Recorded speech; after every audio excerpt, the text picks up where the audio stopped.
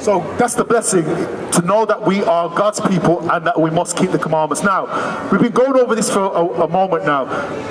I don't know whether you've heard this, Julia or Wesley, before. Have you heard this before? All we're doing is reading out of the Bible our records. From Genesis to Revelation is written by the Israelites. Moses was an Israelite. All the prophets, Ezekiel, Daniel. You understand? Ezekiel, they're all Israelites. When we get to the New Testament, the apostles, they're Israelites. Christ is an Israelite. The disciples are Israelites. This book is our family heritage. You understand? As a matter of fact, give me that in the Apocrypha. Because the Apocrypha is what these people who paint their image in our records, this is what they did. Because they hide from us our records and say that God loves everybody. You understand? This is why the image is important. Read that. 1 Maccabees chapter 3 verse 48. This is what is in the King James Bible and they took it out. You can actually buy this complete. Old Testament, Apocrypha and the New Testament. Read that. This is the book of 1 Maccabees chapter 3 verse 45. Read it out. Verse 48. And lay open the book of the law, wherein the heathen have sought to paint the likeness of their images. So the Greeks at this time, where Maccabees was with his people, the Greeks got hold of our records and they painted the likeness of their image in our records. Read that again. This is the book of 1 Maccabees chapter 3 verse 48. And laid open the book of the law, wherein the heathen have sought to paint the likeness of their images. So the heathen had sought to paint the likeness of their images in our records. So Leonardo da Vinci painted the likeness of, this is Pope Alexander VI's son. His name is Cesare Borgia, and they used his image as a model to paint the image of Christ, and they pushed that in the earth during the Renaissance period, the 14th century. And the Bible's got a record, it's got everybody's number in it, you understand? It shows why they did that, because they got hold of our record. So it is important, because the Bible nowhere describes Christ as having blonde hair. Give me that in Leviticus chapter 13. Because Christ was of the tribe of Judah. Now, in the book of Leviticus, there's laws how the children of Israel were to govern themselves. So this proves that there's no way that Christ could ever have blonde hair. Give me that. Leviticus chapter 13 verse 29. Bring it out. This is the book of Leviticus chapter 13 verse 29. Bring it out. If a man or a woman have a plague upon the head. So if a man or a woman, talking about the Israelites, have a plague upon their heads, read. Or the beard. Or the beard, meaning the man, read. Then the priest shall see the plague. So the priest would come and look at the plague, right? Now let's see what that plague is, because it's saying it's a plague. Julia, is a plague a good thing or a bad thing? It's a bad thing. You agree, Wesley? It's a bad thing. Let's see what the priest would see, and let's see what he would say. Read. And behold, if it be the side deeper than the skin, and there be in yellow thin hair. So if the priests look upon this plague, my sister, my brother, and they see that it's a yellow thin hair, I'm going to stress it again, yellow thin hair. Read it again, that part. The next tram to arrive and if it be side deeper than the skin, and there be it a yellow thin hair. A yellow thin hair. Our hair is woolly. It's not thin and stringy. The Caucasians have stringy hair. You understand? So Christ could never have yellow hair, because yellow hair is what? The French word for yellow is blonde. Yeah, read it again. If it be side deeper than the skin, and there be in a yellow thin hair. What would the priest say? A yellow thin hair.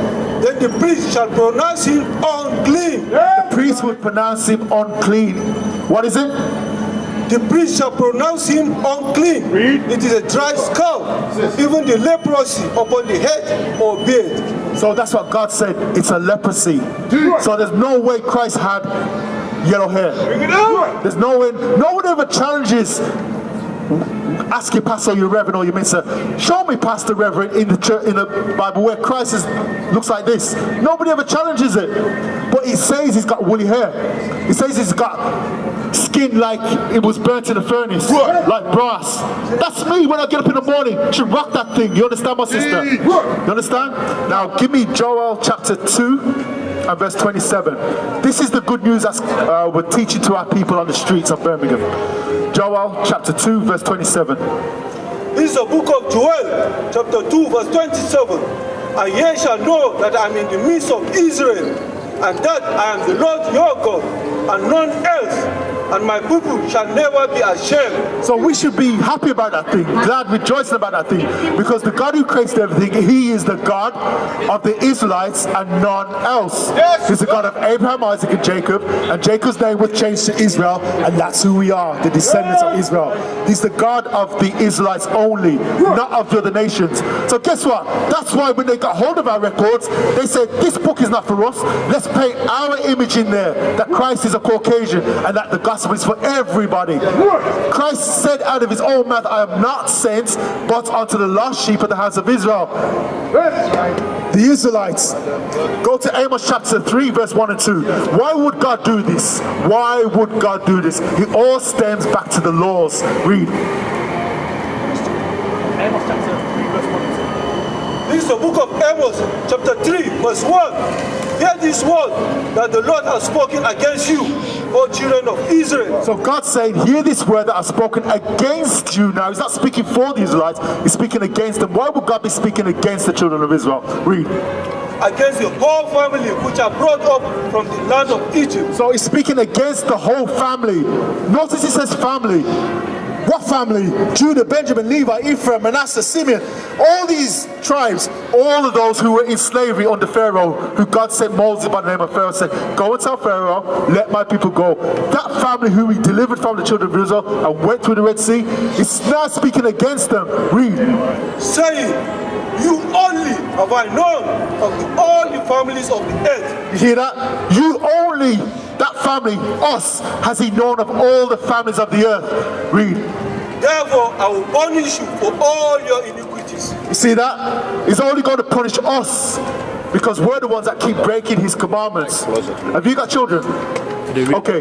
You ever had to punish your children? It's almost like a mute point, isn't it? Because all of us were naughty at some point and our parents corrected us. But say you got sons, daughters.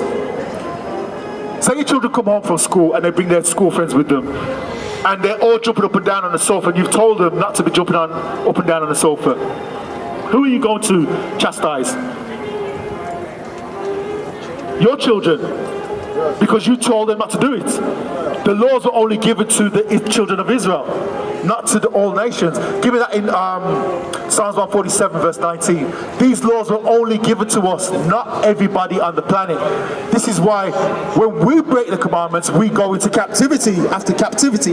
When the nations buy and sell on the Sabbath day, nothing happens to them. God's not dealing with them. You never see the Europeans or the Japanese. They never have yokes of iron. God's only dealing with the children of Israel. We must come back, understand who He is, Israel, and start keeping His commandments. Read that. Right. This is the book of Psalms, chapter 147, verse 19. He showed His word unto Jacob. So He shows His word, meaning the Bible, unto Jacob, our forefather, and His name was changed to Israel. Read. His statute and His judgment unto Israel. His statutes, the bylaws, and the judgments, meaning the penalty for breaking those commandments. Read. He had not dealt so with any nation, and for His judgment they have not known them. See that? So His statutes and the judgments He shows unto Israel. Read it again. His statute and His judgment unto Israel. He had not dealt so with any nation. He had not dealt so with any nation. He's not given His laws unto any other nation. He only gave it to the Israelites. Read. And for His judgment. His judgments, His penalty for breaking the laws that He only gave to the Israelites. They have not known them. The other nations have never known the punishments because the laws were never given to them. You understand? So now that we understand that we're Israel, Deuteronomy 10 verse 12. Now that we understand that we're Israel, we must come back and keep these commandments. Because Christ the Messiah is a black man. He's from the tribe of Judah. The lies that have been pushed in the earth that Christ is a Caucasian is over. We know, we can read now. What is the nation?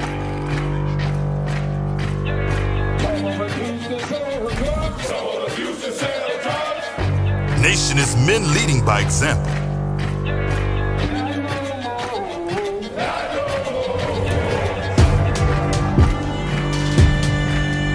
Nation is family.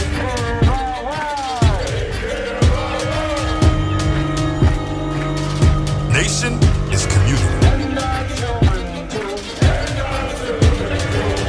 Nation is